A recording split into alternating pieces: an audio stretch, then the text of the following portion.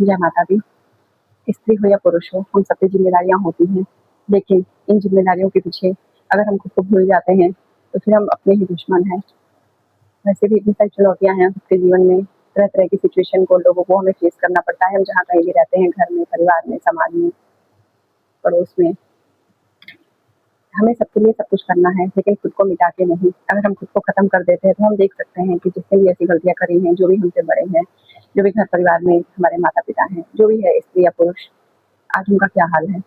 तो मैं मानती हूँ हमें नेकी करना चाहिए, पर हमें अगर अपने आप को हमने ख़त्म कर दिया, अगर मान लीजिए हमें जीना है 70 साल, 80 साल और आज ही की एज में हम हर तरह से टूट जाते हैं, लोगों के पीछे हम इतना करते रहते हैं, फिर भी लोगों को एहसास नहीं होता। तो कहने का मतलब ये है कि हमें करना है सबके लिए, लेकिन खुद को ख़त्म करके नहीं।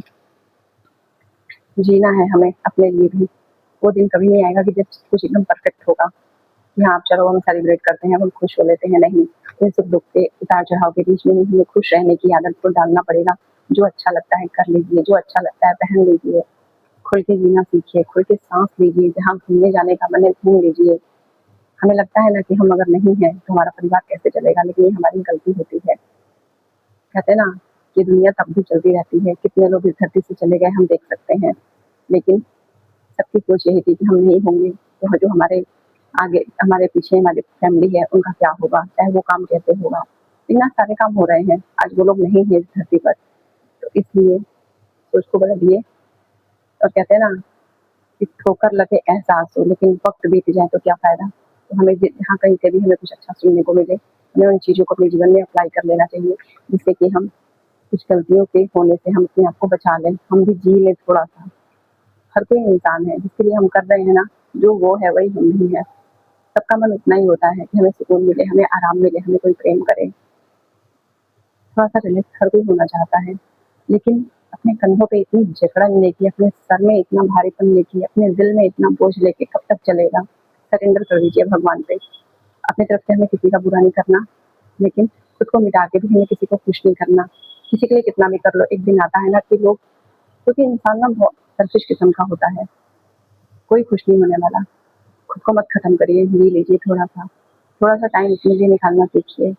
जिन चीज़ों को करने से आप खुश होते हो, आपके मन में प्रसन्नता आती है, आप एनर्जी से भर जाते हो, उन कामों को करिए और आप पाओगे जो ज़िम्मेदारियाँ आप उठा रहे थे, उनको और आप मज़बूती के साथ, पूरे उमंग, उत्साह के साथ, फुल एनर्जी के साथ आप उन कामों को और अच्छे से कर पा रहे हो। तो कहते हैं ना, जिससे एहसास हो जाए, देर आए दुरुस्त आए। जब हमें चीज़ें समझ आ जाए, तभी से हमें अपनी आदतों को बदल देना चाहिए। और अगर हम कोशिश करते हैं, हमारे अंदर हौसला है, तो हमारे भगवान भी हमारा साथ देते हैं। अगर हम किसी के लिए गलत भाव मन में नहीं रखते हैं, अगर हम किसी का काम खराब नहीं करते हैं, जी लीजिए थोड़ा-सा। स्त्री-पुरुष जो भी मुझे सुन रहा है, वरना ऐसे ही हम सब एक दिन खत्म हो जाएँगे। धरती कभी भी ऐसे ही चलती रहेगी। ये फैमिली, ये बच्चे सब पल जाते हैं, लेकिन अपने आप को मिटा के नहीं, अपने लिए भी सोचिए, अपने लिए भी जीना शुरू करिए। अपने शरीर का ध्यान रखिए, अपने खान-पान का ध्यान रखिए, अपने कपड़ों का ध्यान रखिए, अपने मेंटल पीस का ध्यान रखिए, अपने अध्यात्म का ध्यान रखिए, क्योंकि परमात्मा से अगर आपने दूरी बनाई अपनी फैमिली के लिए, उनको खुश करने के लिए, अंत में उसी परमात्मा के पास जाना है, फिर पछतावा ही आएगा हाथ में। तो ऐसी गलती मत करिए। बहुत-बहुत थैंक यू। जय माता दी।